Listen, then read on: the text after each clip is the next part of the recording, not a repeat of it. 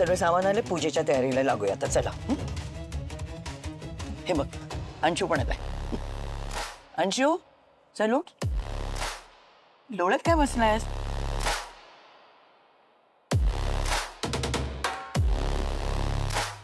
अरे होळीची पूजा आहे ना, साफसफाई सुरू कर आणि सगळ्या तयारीला आणि सजावटीला मदत कर. चल उठ.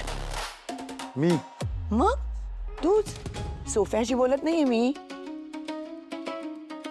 आजी आत्ताच काम करून आलो, लगेच दुसरं काम लावू नकोस. ताईला सांग.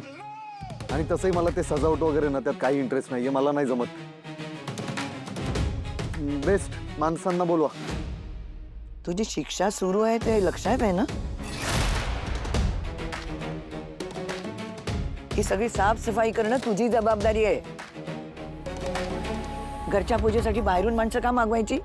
घरच्यांचे हातभार नको लागायला. रोहिणी, जरा मॉप घेऊन ये.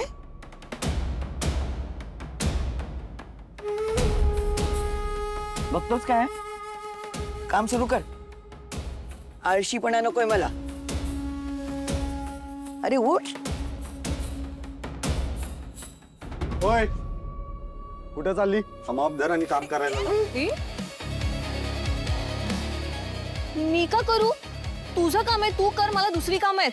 एक मिनिट. काय दुसरी काम आहे तुला? झोपण्याची का तोंड रंगवण्याची? आणि किती केलं ना तरी तुझं थोबड बदलणार नाहीये, तसंच राहणार आहे माकडासारखं. फालतूपणा बंद कर. थोबाड फोडीन तुझं. हात लावून दाखव. दाखव. थांब दाखवते. अरे काय चाललंय? कशाला भांडताय असे तुम्ही? हा, लहान आहात का? गप्पा बस तू. मला शिकू नको, लहान नाहीये मी. अंशू, काय अंशू? तुम्हा दोघींना मला थोडी तरी मदत करावी वाटते, खास करून ही. मग आपल्या अंशूला बघ ना किती त्रास होते. अंशुमान,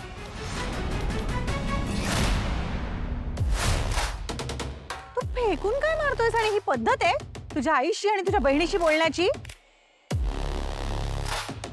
ए, यू शट अप.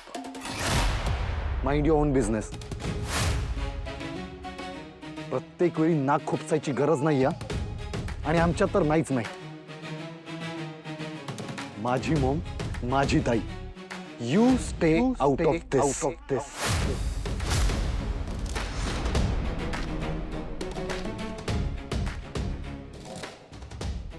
स्वानंदी, अगं ते असेच भांडत असतात ते असे. पण एकमेकांवर ना त्यांचं खूप प्रेम आहे. एवढं काय नाही. डोंट वरी. अहो, त्यांना लागलं पण ते. हा, तो तसंच करतात ते. आणि लगेच मग जवळ येतात. मग माया करतात एकमेकांची. खूप माया आहे त्यांची. अर्पिता ताई, तुम्हाला लागलं नाही ना? अजिबात लागलं नाही. मी समजवत नाही त्याला, चांगलं खडचवते. चल अप्पी, त्याची करते मी, बरोबरच करते. आता सोडणार नाही त्याला. काय समजतो स्वतःला कळत नाही. देवा.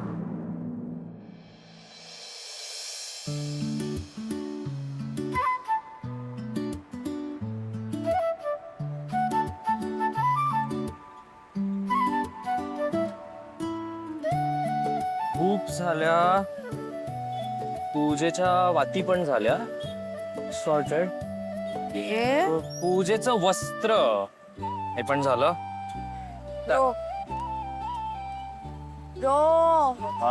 व्लॉग बनवते. थोडी स्माइल, थोडी एनर्जी प्लीज. फाईन, पण तू व्लॉग कशासाठी करतेस? Ro, just for fun. म्हणजे this is all new to me आणि आय एम रिअली एक्साइटेड. मी हे सगळं फर्स्ट टाइम करते यार. कम ऑन, मला छान व्लॉग तरी बनवू दे प्लीज.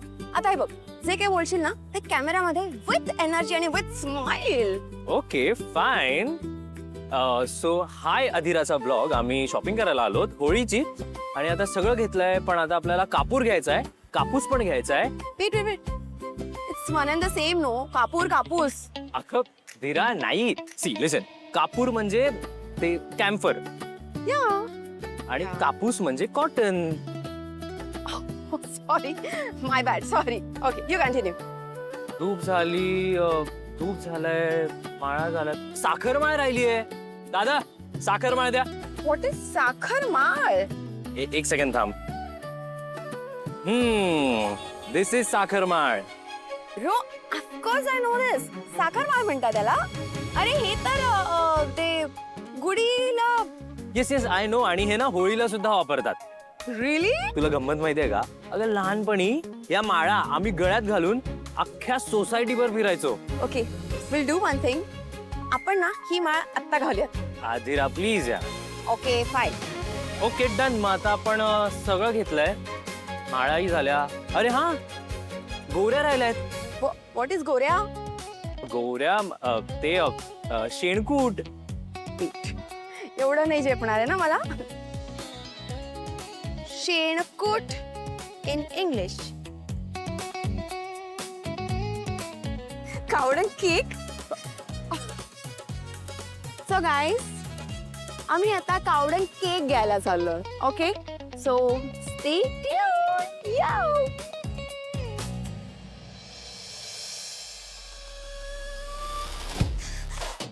इडियट. माझ्यावर ग्लास फेकून मारलास आणि तेही स्वानंदीच्या समोर. मला जर लागला असता ना तुझा जीव घेतला असता मी. Just get lost. ए, नीट बोलायचं, माझ्याशी मोठी आहे मी. माझ्याशी पण नीटच बोलायचं. घराचा मालक आहे मी. का तुझ्या घरी? कानाखाली देईन. एक मिनिट अंशू, अरे डोकं फिरलंय का तुझं? हो, ही बघ मला कशी बोलली सगळ्यांसमोर. अरे पण अप्पी बरोबर स्वानंदी समोर का भांडलास तू? बरं भांडलास ते भांडलास, तिला उलट उत्तर देतोस तू. अक्का गहाण ठेवलीये का तू? तुम्ही दोघी मिळून ना झाडू पोछा करा, मग कळेल तुम्हाला. अंशू, मला कळतंय रे, पण तू जरा शांत हो. अशी चिडचिड नको करूस. तू ना आयतं कोलीत देतोय स्वानंदीच्या हातात. ती परत जाऊन चुगल्या करेल तुझ्या. मग काय करू मी मॉम? ती स्वानंदी समोर आली तरी डोकं फिरतं माझं. मी काय करतोय काय बोलतोय मला काही कळत नाही. आणि ताईला कळत नाही. कशी भांडली माझ्याशी ती. मी सांगितलं होतं ते केलं असतं तर काय बिघडलं असतं? नोकर नाहीये मी तुझी. किती घाणेरड्या टोन मध्ये बोलत होतास तू माझ्याशी. आणि थँक्यू म्हण तू मला की मी तुला मदत नाही केली. जर मी तुला मदत केली असती ना तर तुझी शिक्षा डबल झाली असती. ती स्वानंदी टपलेलीच आहे तुला शिक्षा डबल करण्यासाठी. शांत डोक्याने विचार कर आणि मग बोलत जा. असं काही वागू नकोस की जेणेकरून आपले प्रॉब्लेम्स वाढतील. नाही तर काय. तसंही ज्या वेगाने स्वानंदीचं घरातलं महत्व वाढतंय ना, मला तर टेन्शन यायला लागलंय. ती म्हातारी तर काय तिचे गुणगान गाताना थांबतच नाहीये. आणि आता तर समर तिच्या बाजूने बोलायला लागलाय. म्हटलं काय चेवच चढलाय ना बाईसाहेबांना. अख्खं घर ताब्यात घ्यायला बघते. ह्या घराचा चेहरा मोहरा बदलायला बघते ती. आजपर्यंत एका फोनवर समर सगळं मॅनेज करत होता. तो तिच्याबरोबर मार्केटमध्ये फिरायला लागलाय. हे असं होऊन चालणार नाहीये. त्याच्या हातच सगळं मला परत माझ्या ताब्यात घ्यायला हवं.